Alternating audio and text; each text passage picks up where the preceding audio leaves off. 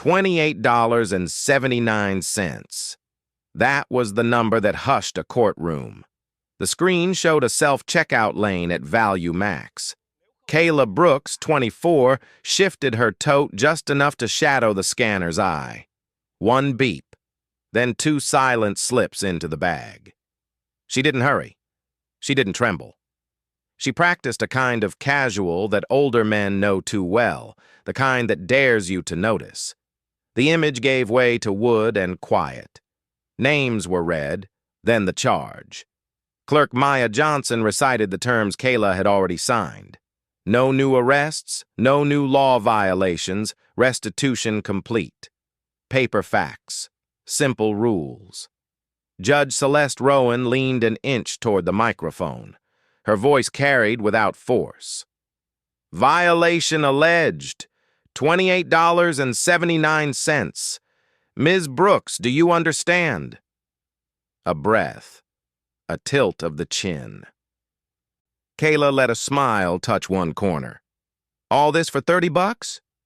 A few heads in the gallery turned. The bailiff's boot settled. Marcus Ellison, defense, touched his pen twice, a quiet plea for caution. Rowan held the pause the way a craftsman holds a blade before the cut. When she spoke, it was the calm you hear from people who know exactly where the line is. Law doesn't measure by price tag, she said. It measures by choice. Somewhere a clock ticked once. The number stayed the same. The meaning didn't. The clerk handed up a folder. Prosecutor Avery Sinclair rose, posture straight, voice clipped. Your Honor, this is the incident report from Value Max, dated 3 weeks ago, along with still frames from the in-store cameras. Judge Rowan nodded once. Admitted. Avery continued. The state alleges that Ms. Brooks knowingly removed 2 unpaid items while on active probation for theft. Value under $50, yes. But the question, as always, is intent. Marcus Ellison, defense counsel, stood. His tie was neat, but his tone carried a careful impatience. Your Honor, we received this footage only yesterday. I request a brief continuance to verify the scanner logs. There may have been a self-checkout malfunction. Rowan looked down at the docket, then back at him. Mr. Ellison, this matter has already been set twice. Discovery is complete. Motion for continuance is denied. Marcus pressed his lips together. For the record, objection. Noted, Rowan replied, even. Avery lifted a small flash drive. The video is short, 30 seconds. May I play it? Rowan gave a small gesture of assent. The monitor on the side wall came to life. The courtroom filled with the low hum of recorded sound, the beep of barcodes, the shuffle of plastic bags. On screen, Kayla's face appeared beneath the fluorescent lights. She moved quickly, but not nervously, scanning 4 items, then placing 2 more in her bag without scanning. When the clip ended, Avery spoke first. The state submits that the defendant's actions were deliberate. Marcus leaned toward Kayla. His voice was low, meant for her only. Don't react. Just breathe, she whispered back, eyes narrow. She already decided. Marcus gave the smallest shake of his head. That's not how it works. Rowan caught the exchange, not the words, but the tone. Miss Brooks, she said quietly, please keep your comments to counsel. Kayla's gaze dropped to the table. The wood grain suddenly seemed fascinating. Avery moved on.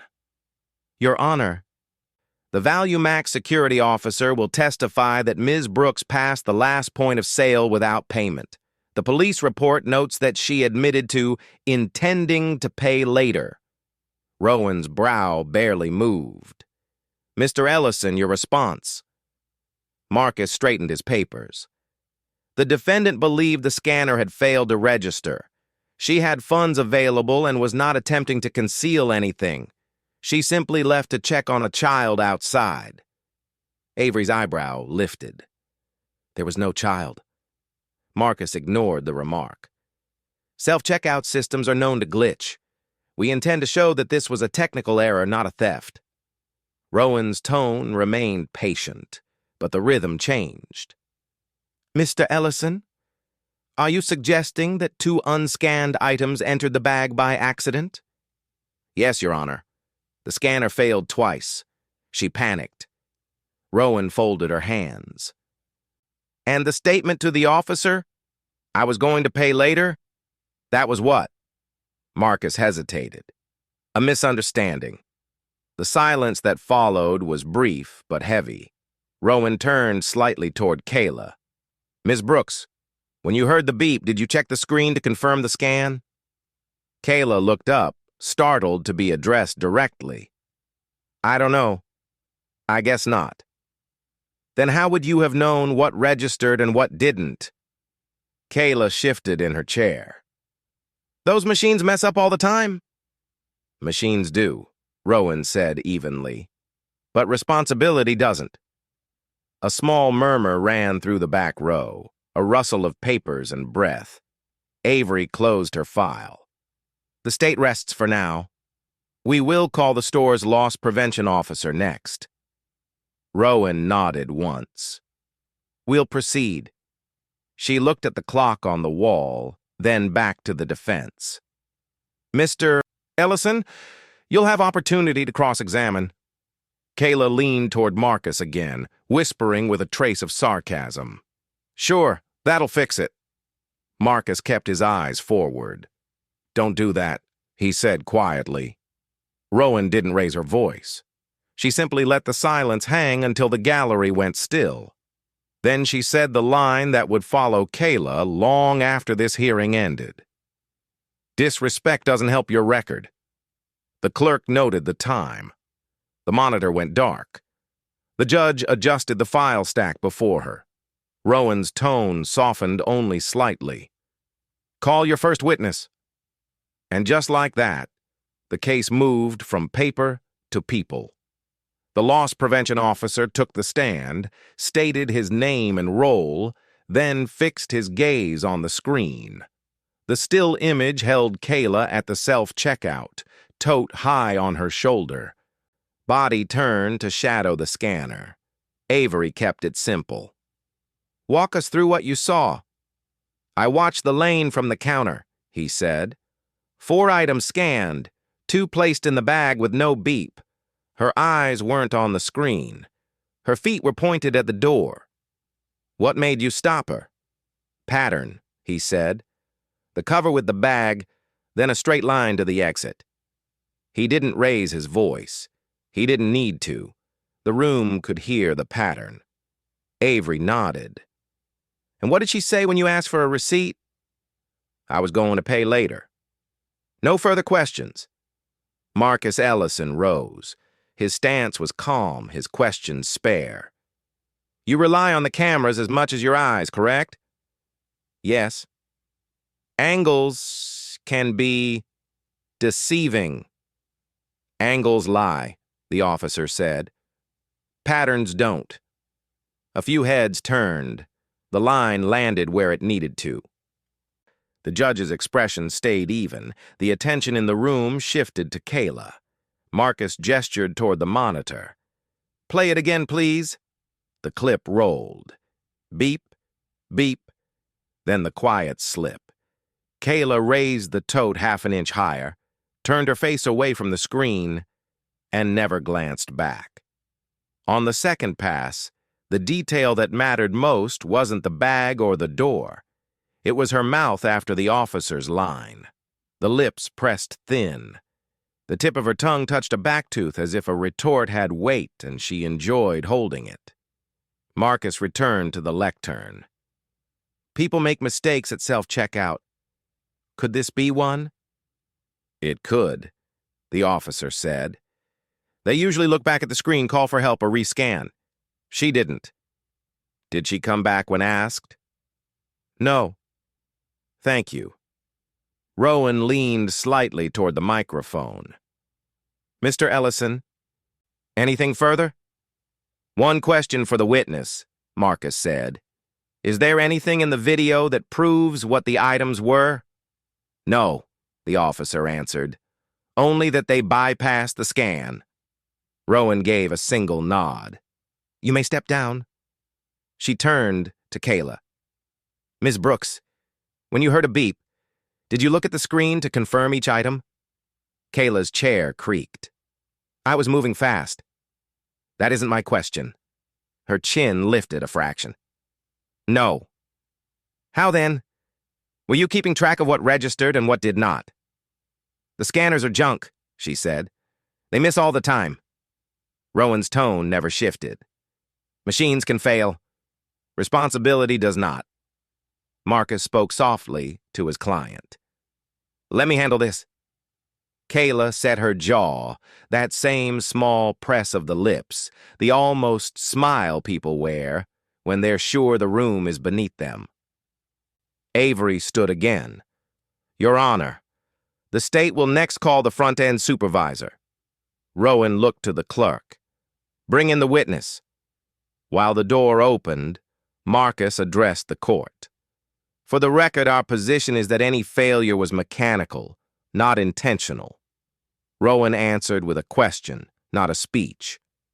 Counsel, if a person intends to pay, what do they usually do first? Look at the screen or the door? The screen, Marcus said. And what did Ms. Brooks look at? The door, he admitted. Very well. The monitor still framed the final image. Kayla's shoulder line faced out. Her eyes were already past the threshold. Nothing about it shouted. It didn't have to. The posture told the story twice. The clerk returned with the supervisor. Before swearing her in, Rowan spoke to the room without raising her volume. We are deciding between accident and intention, she said. The facts will carry that weight. Then the oath. The next name, the next page. The officer stepped down, passing within a few feet of the defense table. Kayla watched him without blinking. The corner of her mouth moved again, barely. It was the same tiny signal, the one older men read for what it is. Not fear, not apology, but pride dressed as principle. Marcus noticed it too. He tapped his pen once, a private signal to let it go. Kayla didn't. Rowan waited until the gallery settled. Proceed. Avery approached the lectern. State calls the supervisor of the self-checkout area. As the witness sat, Marcus leaned close to his client. Listen to the answers. Don't supply your own. Kayla didn't look at him. Her eyes found the frozen frame one more time. The tote. The door. The line between. She whispered almost to herself. Everyone cuts corners. Rowan heard the tone, if not the words. Ms. Brooks, keep your voice down. Kayla stared straight ahead. Avery began. Ma'am, were you on duty at the time of the incident? Yes. Did you review the exception log for Ms. Brooks's station? Yes. What did it show? Multiple prompts indicating items removed from the bagging area within a short window. Rowan lifted a hand. We'll get to the log in detail. For now, answer directly. Yes, Your Honor. The rhythm of the room reset. Question, answer, pause. The kind of cadence that turns heat into clarity. Rowan glanced once more at the defense table, then at the monitor, then back to the witness. The case was no longer an argument about cameras. It was an examination of choices. Have you ever seen pride mistaken for principle?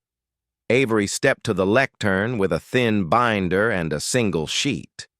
Your Honor, this is the exception log for Lane 3 during the relevant window. She handed it up. The clerk passed it to the bench.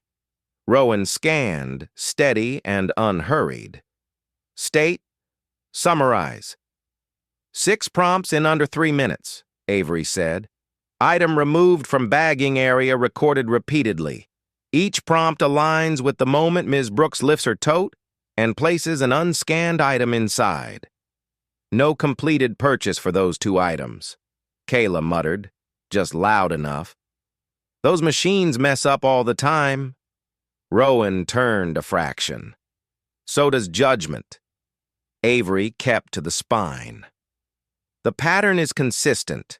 Prompt, movement, no rescan, forward motion toward the exit.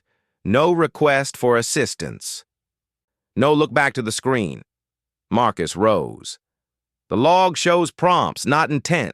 Self-checkout throws false alarms. 6 times? Avery asked. It happens, Marcus said. Rowan set the log flat. Clerk, read the probation terms the defendant agreed to at sentencing. Maya stood, opened a tabbed page, and read cleanly. Condition 1, no new arrests. Condition 2, no new law violations. Condition 3, complete restitution on prior case. Condition 4, attend theft awareness within 30 days. Condition 5, comply with all lawful instructions from loss prevention or law enforcement during any investigation. Defendant's signature? Rowan asked. Page 4, Maya said. Dated 6 months ago. Rowan looked to Kayla. Is that your signature?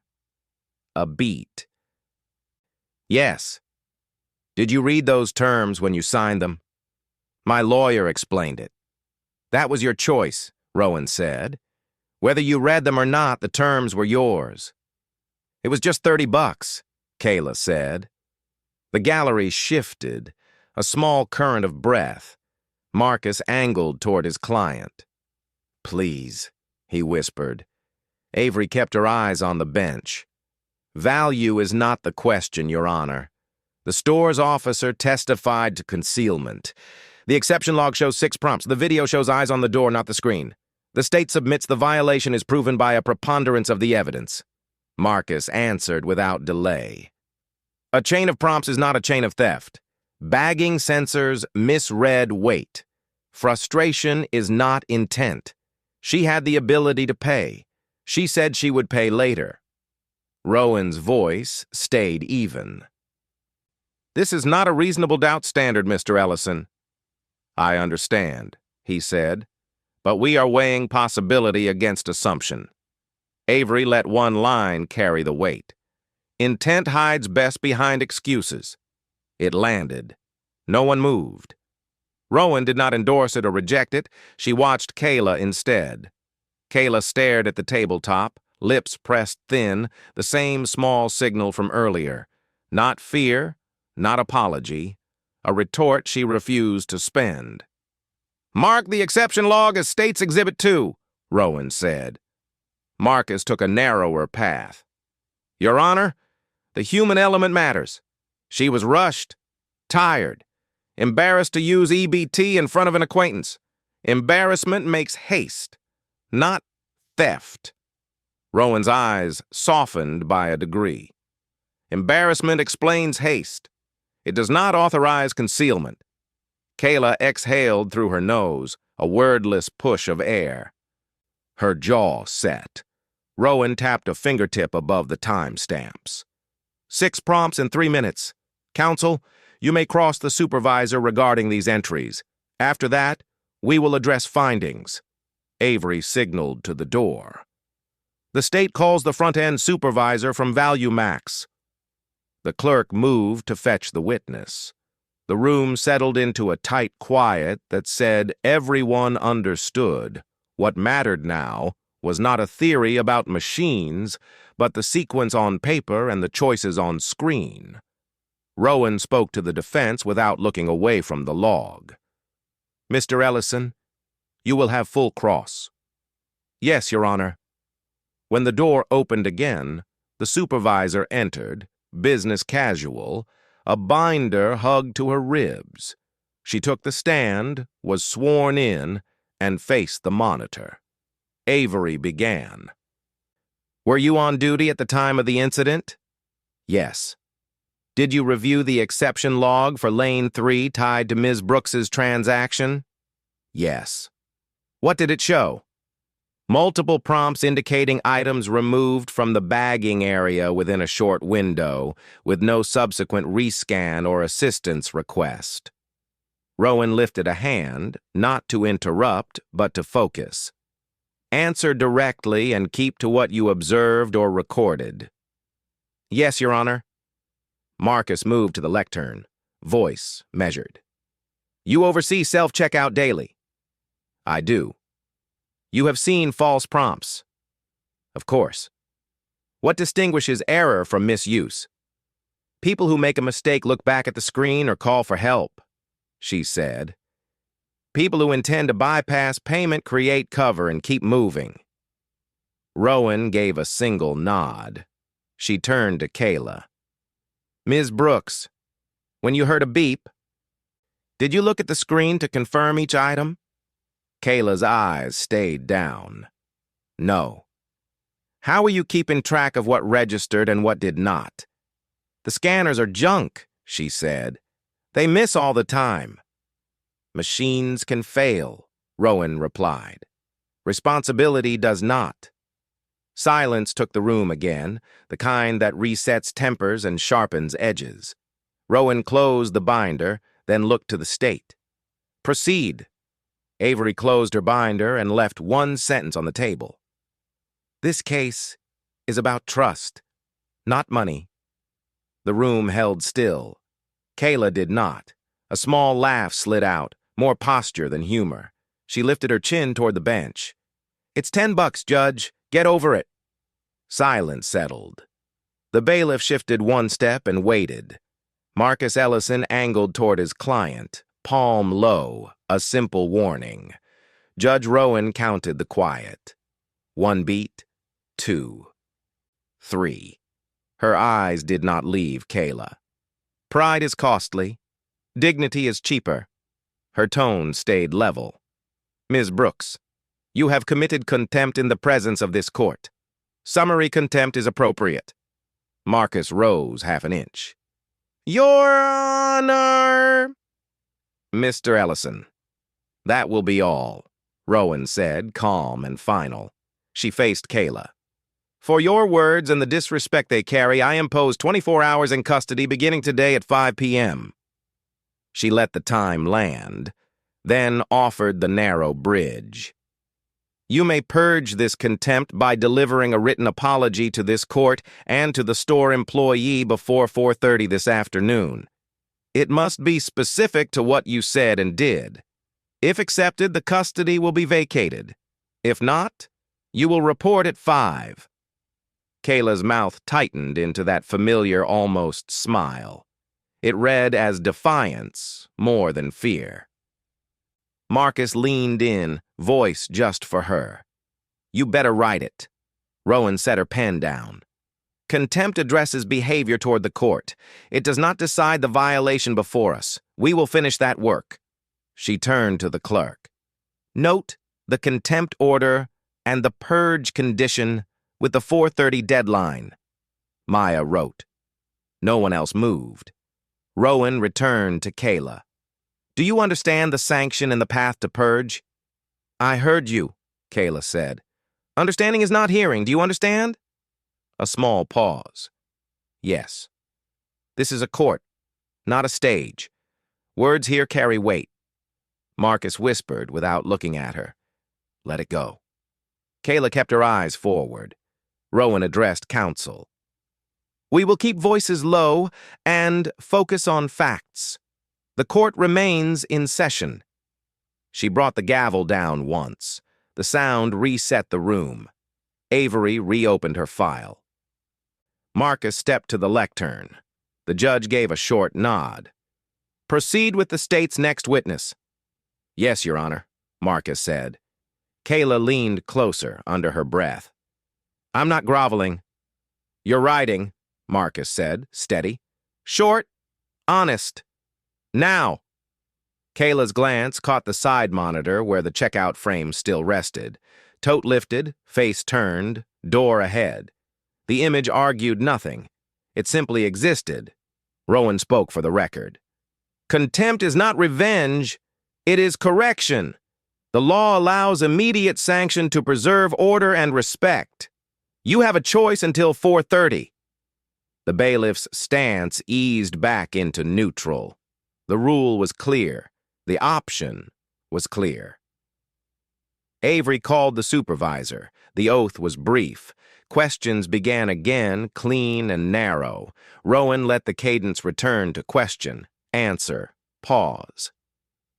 Marcus kept his focus on his client. "Start the apology," he whispered. "Address the court. Address the employee. Name what you said. Own it." Kayla's jaw set, then loosened a fraction. Rowan looked down at the docket and back up. "We will proceed without interruption. If there is another breach, further sanction will follow." "Yes, Your Honor," Marcus said. Avery closed one tab in her binder and opened another.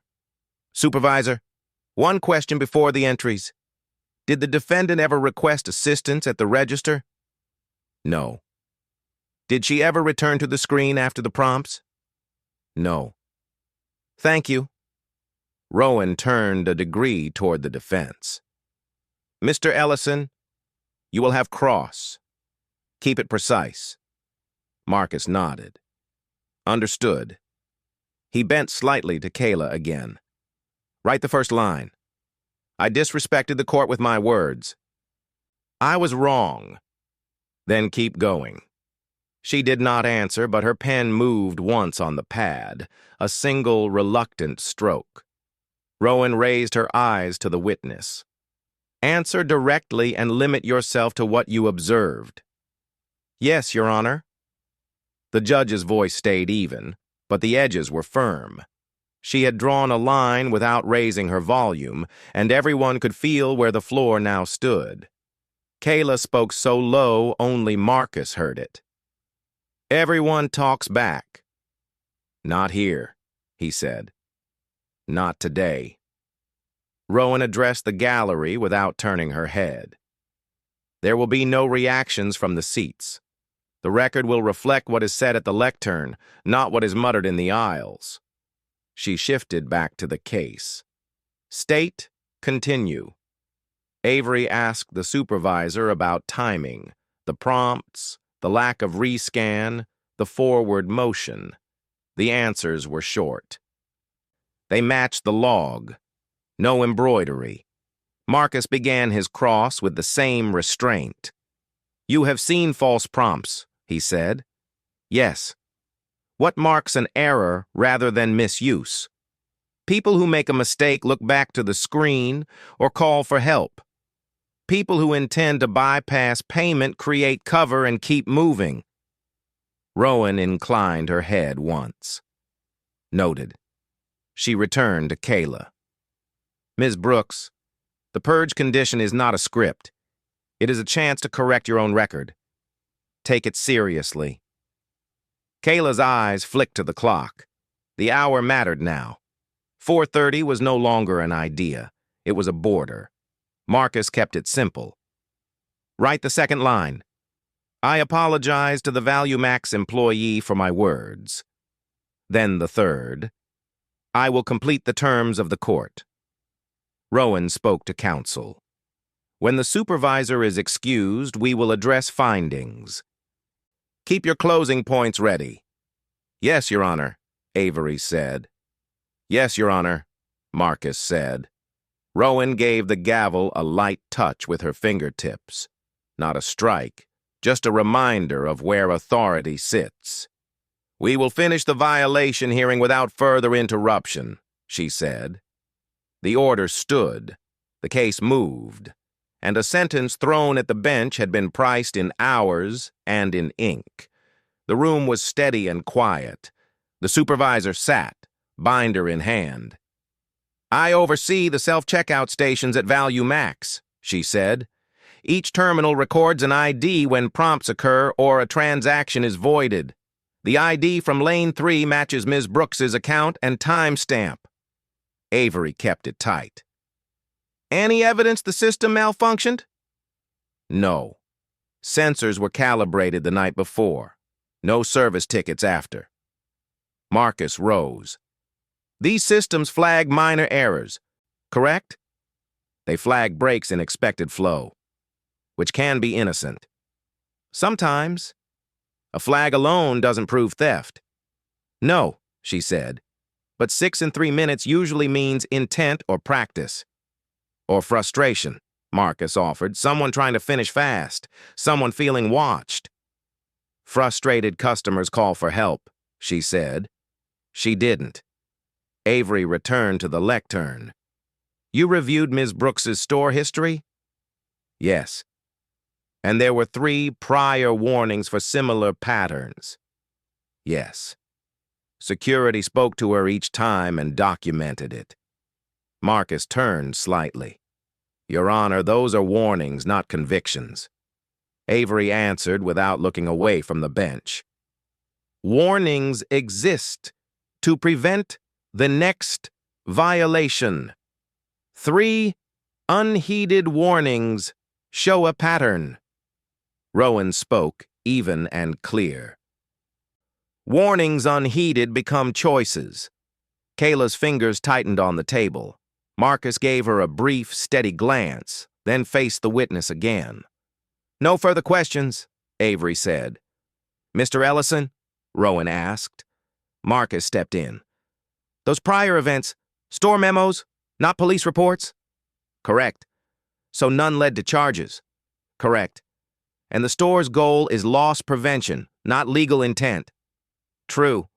A person can fail to notice a prompt if distracted? Yes. He closed his folder. No further questions. Redirect? Rowan asked. Avery shook her head. None. You may step down, Rowan told the witness. The supervisor left the chair. Rowan looked to counsel. Approach. At the bench, Marcus spoke first. We don't dispute the data's accuracy, Your Honor. Our position is that the behavior stems from carelessness, not intent. Avery kept her voice measured. The conduct repeats. Video prompts forward motion. The pattern speaks. Rowan nodded once and addressed the courtroom. We'll take brief closings before findings. She turned to Kayla.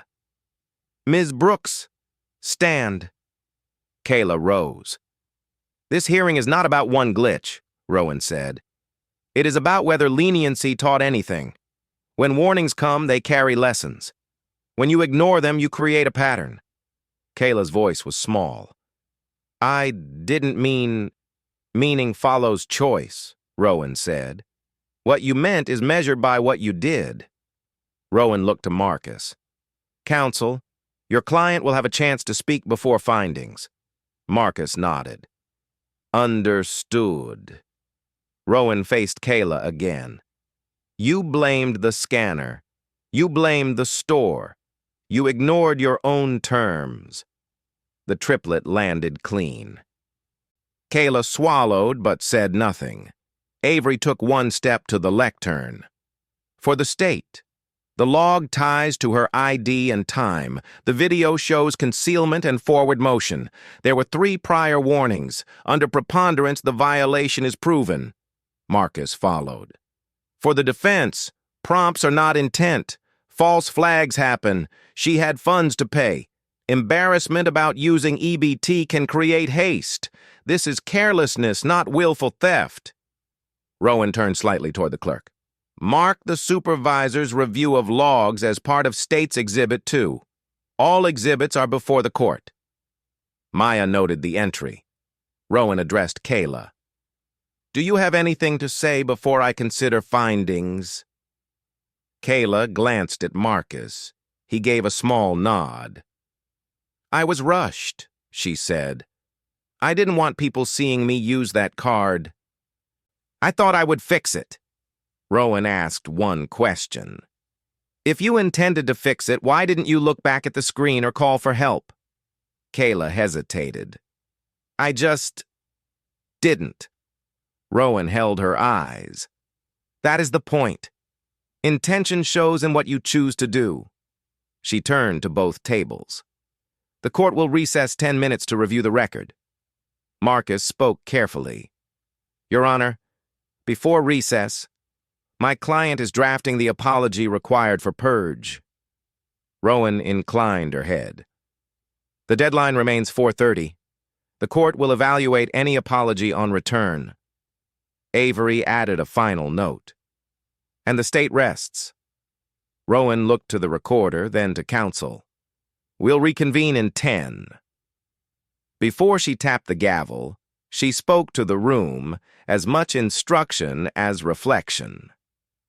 Probation is a promise. When a person breaks small rules repeatedly, the pattern becomes the message. She gave one light strike. Recess. Chairs shifted. Papers closed. The sound was minimal, the decision close. Marcus leaned to Kayla. Use the 10 minutes. Keep it plain. I disrespected the court with my words. I apologize to the court and to the employee. I will meet the terms. Kayla stared at the blank page. The pen hovered, then touched down. Rowan stepped from the bench. As she moved, her parting words felt less like threat and more like a boundary. Warnings unheeded become choices, she had said, and choices, laid one on another, form a pattern. Would you have ruled the same way? Rowan returned and spoke without preface, the law first. This is a probation-violation hearing. The standard is preponderance of the evidence. I don't ask whether guilt is proven beyond a reasonable doubt. I ask what is more likely true when conduct, records, and testimony are taken together. She looked to the state. Ms. Sinclair. Avery kept it spare. Video shows concealment and forward motion. Exception log record 6 prompts in 3 minutes. No glance back to the screen, no call for help, no return when asked. 3 prior store warnings for the same pattern. On balance, it's more likely she intended to bypass payment. Mr. Ellison. Marcus stepped forward. Mitigation matters. Ms. Brooks is a single mother working nights. She sleeps in fragments. She had funds to pay. She has remained on probation with no new arrests until this. Embarrassment about using an EBT card in front of an acquaintance pushed poor choices. This was carelessness in fatigue, not deliberate theft. She can correct course. Rowan's eyes moved to Kayla. Ms. Brooks, anything before I consider findings? Kayla stood. I'm alone with a 4-year-old. I work overnight stocking shelves. I was tired. I didn't want someone from high school to see me use that card. I thought I'd fix it at the counter. When he stopped me, I got mad. That's what happened. Avery waited, then cut once. Even tired, she knew. Marcus answered immediately. Knowing you should fix a mistake is not the same as intending to steal. She intended to pay. Fatigue and embarrassment got in the way. Rowan didn't raise her voice. Fatigue explains mistakes, not deceit. The line settled. Marcus kept to mitigation. Since sentencing, she paid restitution on the prior case, kept steady employment, and enrolled in the theft awareness course, albeit late. Those facts show capacity to comply. Avery did not disagree with the life facts, and didn't have to. The register facts remain. 6 prompts, eyes on the door, no help requested. Rowan nodded once, then turned the hearing into work the defendant had to do herself. Ms. Brooks, you will write a personal statement now. Not a speech. A plain account of what you did and why, without blaming the store, the scanner, or anyone else. 10 minutes. Kayla's eyes flicked to the clock. What do I say? What is true? Rowan said. Use your own words. The clerk slid paper and a pen across. Marcus leaned in. Keep it simple. Own the choices. No hedging. Kayla began to write. No rustle from the gallery, no commentary from counsel. Ink moved. Once, she stopped, struck through a sentence, and tried again. Twice, she stared at a half line and let it die. She finished a page, read it, tore it in half, and set it aside without a word. "Use the time," Rowan said. Kayla took a fresh sheet and started over. Short sentences. No if, no maybe. I moved fast. I didn't check the screen. I didn't ask for help. I kept walking. She signed her name. The clerk carried the page to the bench. Rowan read it in silence, turned it once, then set it down. "Thank you," she said. "Copies for counsel." Avery and Marcus nodded. Rowan addressed Kayla directly. "When people tell me they were tired, I believe them. When they tell me they were ashamed, I believe them. Those conditions test duty. They don't erase it." Marcus added one last stone to the mitigation path. "She's maintained housing and work. She's prepared to complete any added terms." Avery returned to the single question before the court. "And the conduct at the register still shows intention more likely than mistake." Rowan didn't answer either counsel. She spoke to the record. "The court will take a brief recess to weigh the exhibits and the defendant's statement." Marcus used the moment. "Your Honor, my client is also drafting the apology required to purge contempt." "The deadline remains 4:30, Rowan said. "The court will evaluate any apology on return." She turned to Kayla. "You will have a chance to speak one more time before findings. Consider your words." Kayla nodded once. "Yes, Your Honor." Rowan restated the line that had framed the afternoon. "Fatigue explains mistakes, not deceit." Then the instruction that moved everyone to the next square. 10 minutes. The gavel touched wood, not loud, just enough. Marcus leaned close. "Finish the apology. Direct, specific to the court and to the employee. No excuses." Kayla looked at the blank top of a new page, then up at the clock on the wall. It was 4 o'clock. Court reconvened. Judge Rowan opened the file and spoke in the same voice she had used all day. Even and sure. "The evidence and testimony show that Ms. Brooks violated the terms of her probation. The violation is proven by a preponderance of the evidence. The court will continue probation under modified conditions." She read them cleanly, one by one. 80 hours of community service at the food bank. Theft awareness course within 14 days. Restitution in the amount of $89.50. Curfew at 9 p.m. for 60 days. These terms are meant to restore discipline, not to crush opportunity. Marcus Ellison rose. "Your Honor, we ask that the court delay the contempt sanction so she can begin these conditions first." Rowan shook her head once. "Respect is learned in real time." She signed the order. "Accountability delayed is lesson lost." The clerk sealed the page and set it in the file. Rowan turned to the defendant. "Ms. Brooks, this is structure. If you meet it, the suspended jail time will remain suspended. If you do not, the suspension will be revoked and custody will follow without further hearing." Kayla answered plainly.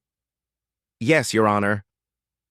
"You will deliver proof of service and course completion to the clerk within 30 days, Rowan said.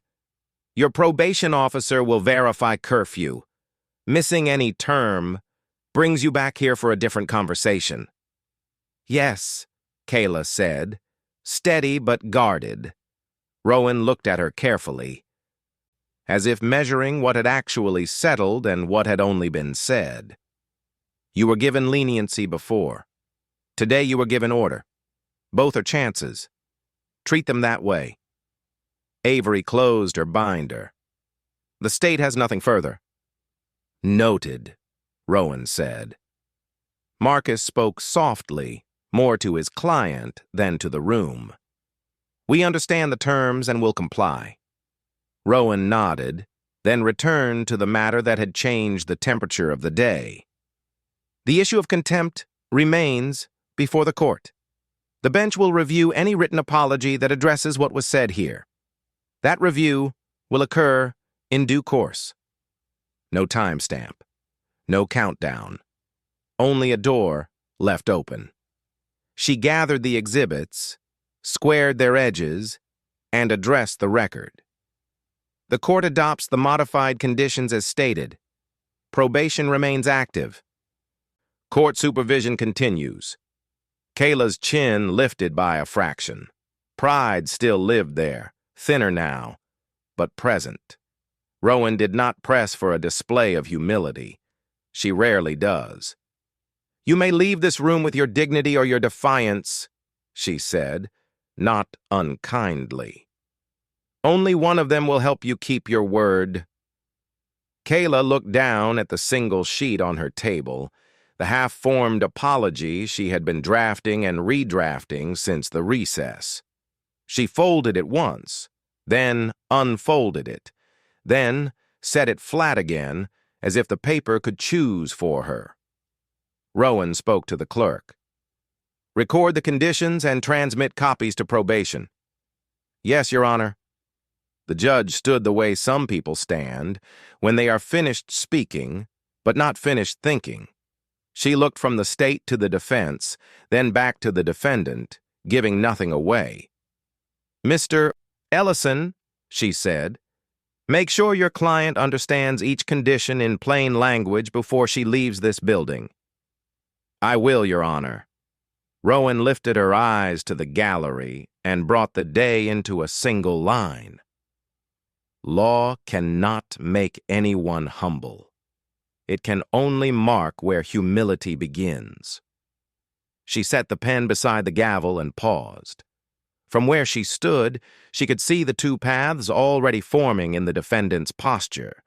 The one that carries a letter to the clerk, because it is right to correct what was said, and the one that carries pride out the door, because pride prefers motion to change. Rowan was not in the business of predicting which path a person would take.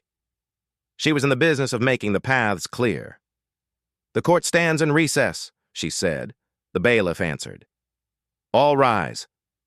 Chairs slid back, papers closed. People stood. Rowan stepped down with the same composed cadence she had used all afternoon. As she passed the rail, she gave the smallest glance toward the defense table. Kayla touched the paper again, then looked at the door, then at the clerk's desk. She did not move. Rowan's thoughts were simple and exacting. She could not teach humility, but sometimes a day would. She had seen it happen, and she had seen it fail. At the threshold, she paused long enough to let her own question register, the kind judges ask themselves and never say aloud. Which lesson will reach her first? The courthouse clock read 4:28 when Kayla finally rose from the bench outside courtroom 2B. The hallway was nearly empty, washed in the soft light of late afternoon. She held a single folded sheet, her handwriting uneven but steady. At the clerk's desk, Maya looked up. "Is it ready?" Kayla nodded and slid the paper forward. "I'm sorry if I disrespected the court," she said quietly. "And the man from the store. I spoke without thinking." Maya accepted the page and carried it through the side door. Inside, Judge Rowan had not yet removed her robe. She unfolded the letter, read it once, then slower a second time. When she spoke, her tone was measured. "Apology accepted. Contempt is purged. You will still serve your community." Kayla lowered her gaze and exhaled, not in defeat, but in relief. Rowan added softly, "Apology frees the mouth, not the mind." The bailiff opened the main door. Kayla turned toward the corridor, clutching the folded copy of her letter. Rowan watched her leave, calm but thoughtful, justice done, understanding still traveling its slower road. Kayla stepped into the corridor. Afternoon sunlight streamed through the high windows, laying bars of gold across the marble floor. She walked through them, her shadow long, her pace deliberate. The folded letter rested warm in her hand. Behind the glass, Judge Rowan stood at the bench a moment longer, silence returning to its rightful place. She looked through the narrow window of the courtroom door, not proud, not weary, simply aware that some lessons unfold long after judgment ends. Kayla reached the far end of the hall and pushed open the exit. The light outside was wide and forgiving. Rowan turned back to the empty bench and said quietly, "Dignity pays better than pride." Her words lingered as the sound of heels faded into distance. Justice settled, yet still alive in thought.